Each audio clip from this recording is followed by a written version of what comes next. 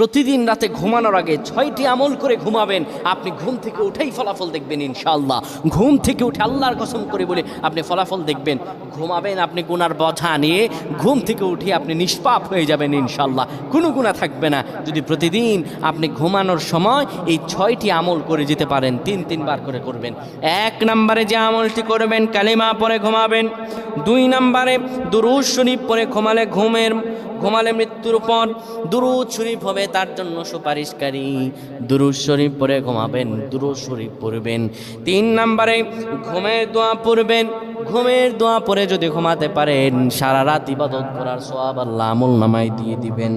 4 নম্বরে আয়াতুল কুরসি পড়ে ঘুমাবেন। আয়াতুল কুরসি পড়ে কেউ যদি ঘুমায়, ফেরেশতারা তাকে সারা রাত পাহারা দেয়। ফেরেশতারা তাকে সারা রাত পাহারা দেয়। আয়াতুল কুরসি পড়ে ঘুমাবেন।